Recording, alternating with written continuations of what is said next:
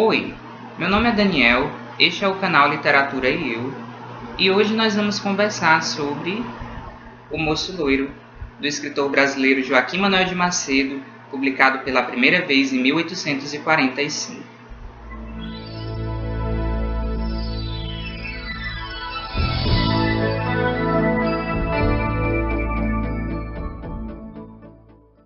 A minha edição é essa aqui, da antiga coleção Saraiva. Acho lindas as capas que a coleção Saraiva fazia. A maioria delas eram assinadas por esse artista plástico aqui, Nico Rosso. E o interessante é que as edições vêm ilustradas também aqui na contracapa. E essa edição ela é em 2 volumes, com 2 ilustrações também, todas do Nico Rosso. E eu já falei aqui que eu não gosto muito de edições em 2 volumes, mas curiosamente eu tenho muitas, e muitas mesmo. E eu fico muito feliz por poder falar do Moço Loiro, não só por eu gostar muito de Joaquim Manoel de Macedo, mas também porque das resenhas que eu já puxei no meu blog, a do Moço Loiro é a que tem o maior número de acessos, e isso me deixou muito satisfeito, né, por ser literatura brasileira, por ser Macedo, esse autor que eu tanto aprecio. Embora eu não considere o Moço Loiro superior a outros romances dele, como A Moreninha, A Luneta Mágica, mas eu também achei uma leitura muito divertida, uma leitura muito proveitosa.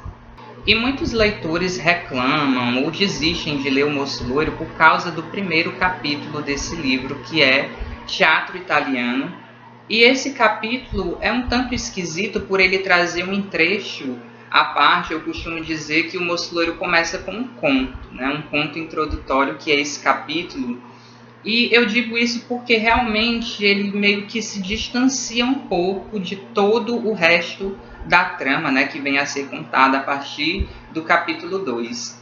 E nesse primeiro capítulo, o que é que o Macedo vai contar? Ele vai nos mostrar um pouco do que acontecia no século XIX, que eram as disputas entre os grupos de diletantes, que eram os apreciadores dos artistas da época, né? Então aqui você vai ter 2 grupos que apoiam diferentes cantoras e eles vão brigar justamente para saber qual que é a melhor delas. E esse capítulo não vai ter outra serventia que não a de nos apresentar alguns personagens que vão participar aqui ativamente da trama, né? Nós temos aqui o Otávio, já nesse primeiro capítulo. O Otávio é um dos mais importantes pretendentes da Honorina, que é a protagonista do livro. E nós vamos também ser apresentados à família da Dona Tomásia, que forma o núcleo responsável pelo humor do livro.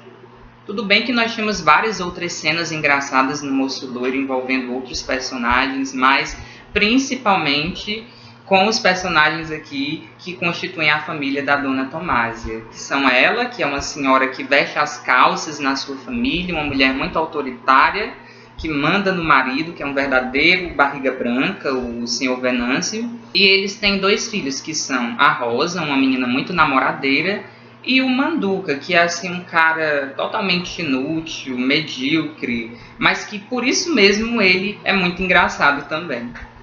Aí frequentam a família da Dona Tomásia 2 personagens também muito importantes aqui do livro, que são o primo Félix, que é apaixonado pela Rosa, e o Brás Mimoso, que é um moço velho, super divertido, que embora também seja assim, um personagem um tanto desprezível, ele tem todo assim um estereótipo muito cômico, que você morre de rir em todas as cenas em que ele aparece. O Moço Loiro, aqui do título, né, é o Lauro, que é esse rapaz que é expulso da sua família por ser acusado de roubar uma joia de grande valor que deveria, pela tradição da família, passar ao poder de Honorina, que é a priminha do Lauro, né?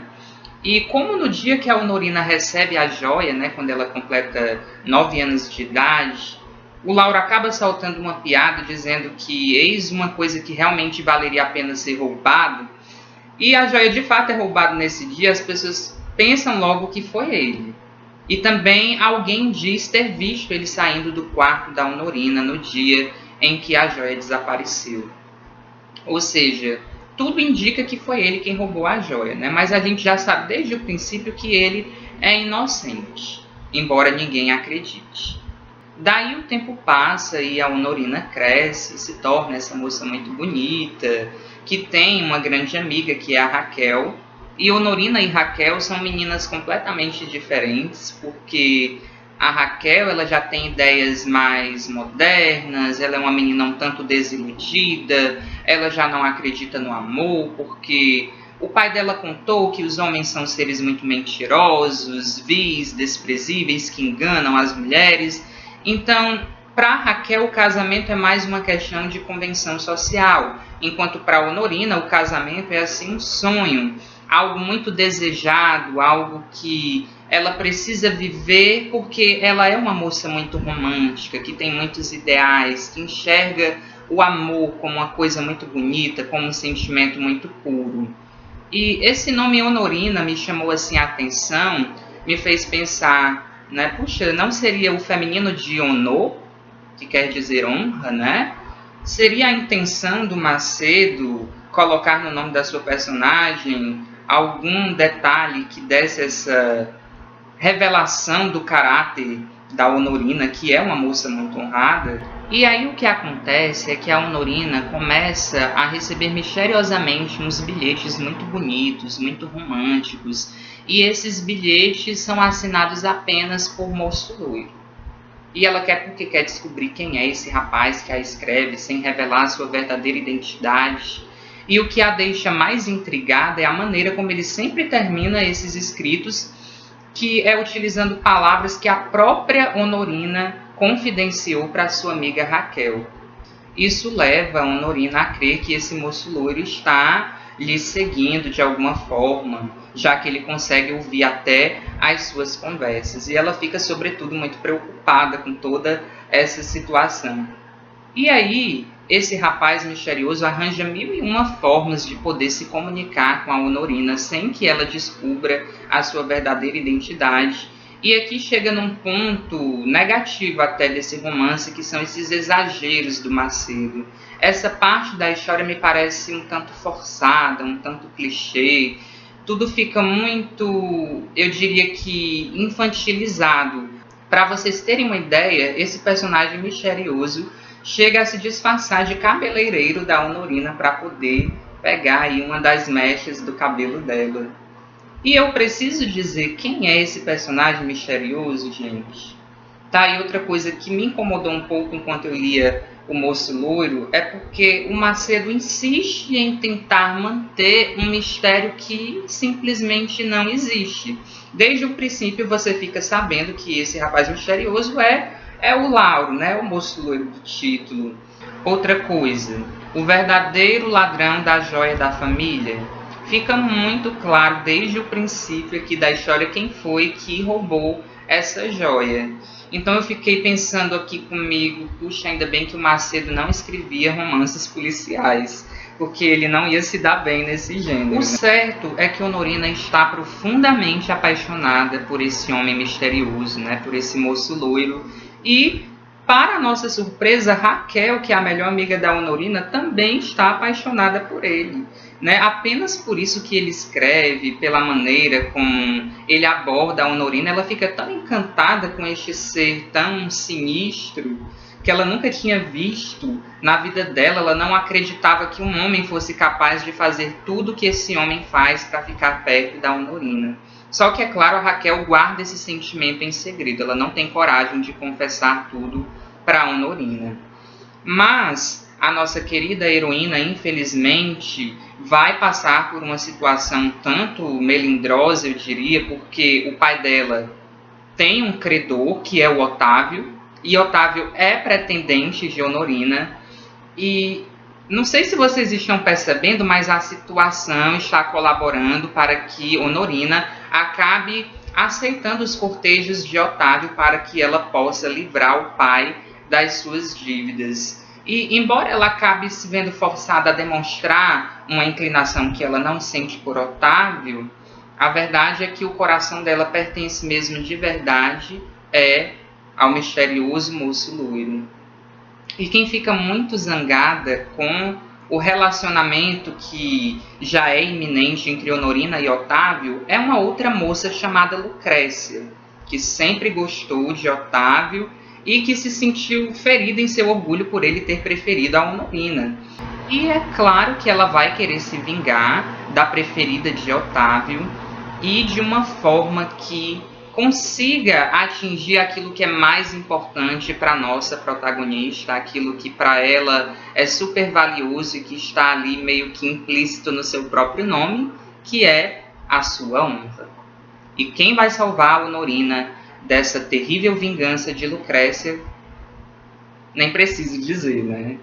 O Moço Loiro é um livro que, não obstante esses problemas de certos exageros, é uma obra super interessante, gente, que tem muita coisa boa também, principalmente no que diz respeito ao humor do livro. Aqui você não tem aquele humor do qual eu falei na resenha de Elizabeth dos Cabelos de Ouro, que é aquele humor que te dá um ar de riso. O humor desse livro é para você rir mesmo, soltar altas gargalhadas enquanto você lê, da mesma forma que aconteceu comigo. E são várias as cenas em que você realmente ri dos acontecimentos que ocorrem aqui.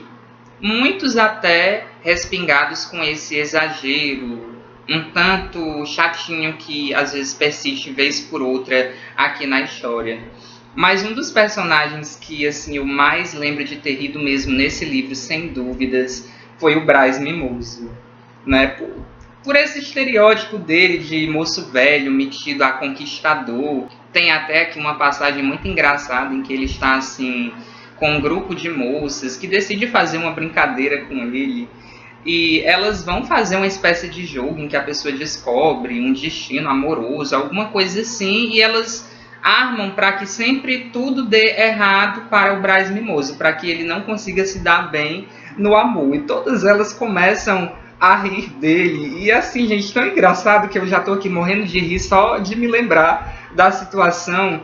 E tem até uma delas que fica super penalizada com a reação do Brás Mimoso, que ela se compadece e finalmente dá um jeito ali de fazer com que o destino amoroso dele dê certo, né? Que não seja sempre tão ruim. Aqui também tem um capítulo que muito me agradou nesse livro, que é o capítulo chamado Honorina Meditando, que é onde o Macedo vai aproveitar para discutir essa temática principal do livro, que são os casamentos, os relacionamentos movidos por interesses. E a Honorina vai meditar, como diz o título do capítulo, na sua situação, né, de estar ali aceitando os cortejos de um homem que ela não ama, por causa de todo esse momento difícil que a família dela, né, que o pai dela está passando.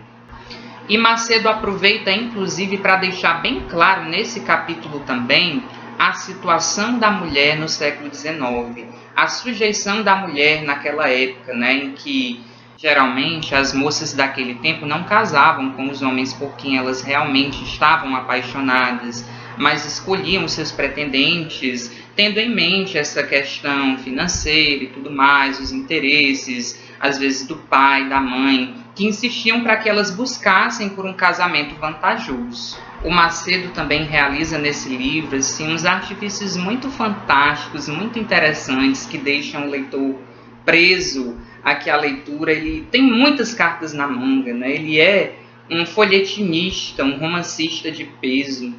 Tem aqui, inclusive, um capítulo maravilhoso que eu acho, que é o que a avó da Honorina vai contar a história dessa cruz de brilhantes, que é a relíquia da família que foi roubada, e que é assim, um capítulo muito interessante mesmo. E ele também realiza assim, artifícios que, de certa forma, deixam o leitor um tanto surpreso, como é o caso aqui logo no primeiro capítulo, que é aquele capítulo um pouco chato, mas que aqui nessa passagem nós temos aqui esse trecho bastante interessante que eu gostaria de ler para vocês. Não gastou Otávio muito tempo em procurar objeto digno de suas atenções.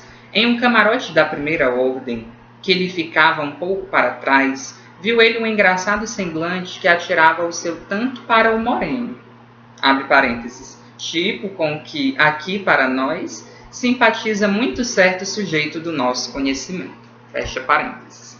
E é claro que esse tipo que gosta, né, de mulheres morenas é o Augusto do livro A Moreninha. E eu assim fiquei muito surpreso, muito feliz quando eu encontrei essa passagem referindo a esse personagem tão querido do livro A Moreninha. Então, gente, O Moço Loiro é isso. Um livro que tem pontos positivos, negativos, tem os seus excessos, tem os seus exageros, mas que ainda assim o Macedo consegue aqui ser um genial romancista, ser um genial escritor romântico, escreve de maneira que seduz, que encanta, que não cansa o leitor, que motiva você a persistir nessa leitura, né? Talvez a partir do segundo capítulo, né? Até o final.